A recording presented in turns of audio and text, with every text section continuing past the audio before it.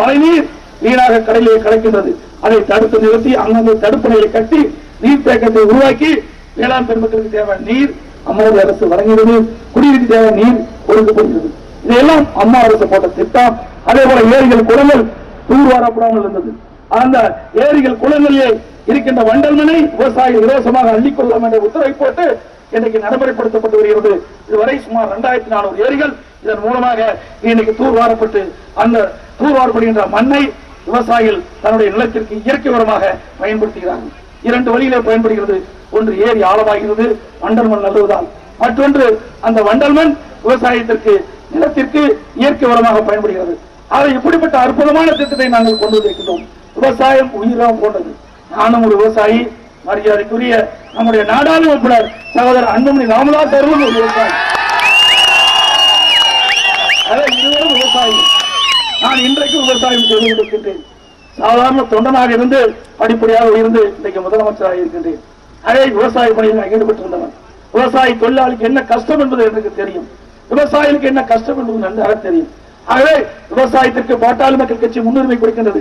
அதே வழியிலே அம்மாவுடைய அரசு அனைத்து இந்திய அண்ணா திராவிட முன்னேற்ற கழகம் விவசாயத்துக்கு முன்னுரிமை கொடுக்கும். விவசாயம் தான் ஒரு நாட்டினுடைய உயிர் நாடி.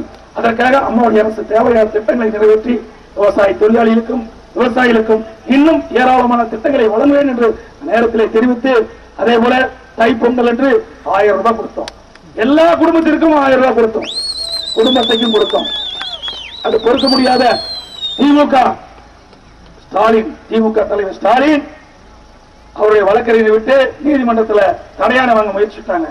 அதையும் உங்களுடைய துணை கொண்டு அதை வெற்றிகரமாக முடித்து நல்ல தீர்ப்பை பெற்று அனைத்து குடும்பத்தையும் தை பொங்கல் என்று அனைத்து இல்லங்களிலும் பொங்கல் பொங்குவதற்காக அம்மாவுடைய அரசு தை பொங்கல் பரிசாக 1000 ரூபாய் வழங்கிய அரசு அம்மாவுடைய ஏழைகளுக்கு கொடுப்பதை கூட தடுத்தது திமுக. இவரெல்லாம் நாட்டு மக்களுக்கு நன்மை செய்வார்கள். இப்பொழுது கூட அம்மாவுடைய அரசு ஏழை தொழிலாளிகளுக்கு, ஏழை குடும்பத்தைச் சேர்ந்த தொழிலாளிக்கு 2000 ரூபாய் கொடுப்பதாக அறிவித்து நான் திட்டத்தை துவக்கி வைத்தேன். அதற்காக கணக்கெடுப்பு நடந்து கொண்டிருக்கிறது. இந்த திட்டத்தை நிறுத்த வேண்டும் என்று சொல்லி நீதிமன்றத்திலே வழக்கு தொடர்ந்தார்கள். அதுவும் நல்ல தீர்ப்பை நாம் பெற்றோம். உடனடியாக அவருடைய திராவிட முன்னேற்ற கழக தலைவர் ஸ்டாலினுடைய அறிவுறுத்தின் பேரிலே அவருடைய வழக்கறிஞர் தேர்தல் ஆணையத்திடம் 2000 ரூபாய் கொடுக்கக்கூடாது என்று புகார் மனு கொடுத்து இப்பொழுது நிறுத்தி வைத்திருக்கிறார்கள். தேர்தல் முடிந்தவுடன் அனைத்து குடும்ப தொழிலாளிகளுக்கும் 2000 ரூபாய் ஒரு வங்கியில் வந்து சேரும். எல்லா தொழிலாளிக்கும், விவசாய தொழிலாளி, கட்டிட தொழிலாளி, சலவை தொழிலாளி என்று சொல்லுகின்ற அத்தனை பேருக்குமே வங்கி கணக்கில் 2000 ரூபாய் வந்து சேரும் என்ற மகிழ்ச்சியான செய்தி இந்த நேரத்தில் தெரிவிக்க விரும்புகின்றேன். அதே போல பாரத பிரதமர் அவர்கள் சிறு குறு விவசாயிகளுக்கு வங்கியில் மூலமாக ஆண்டொன்றுக்கு 3 முறை 2000 ரூபாயாக 6000 ரூபாய் வழங்கப்படும் என்ற அறிவிப்பை கொடுத்து இப்பொழுது வந்து கொண்டிருக்கின்றது. தமிழ்நாட்டிலே சுமார் 40 லட்சம் பேர் சிறு குறு விவசாயிகள் இருக்கின்றார்கள். இதுவரை பாதி பேருக்கு மேலாக வங்கிக்கு அந்த வங்கி கணக்கிலே அவருக்கு பணம் வந்திருக்கின்றது. என்ஜிஓக்களுக்கும் விரைவில் பணம் வரும். அதுபோல தொடர்ந்து வழங்கப்படும் என்று அறிவிப்பு தந்திருக்கிறார்கள்.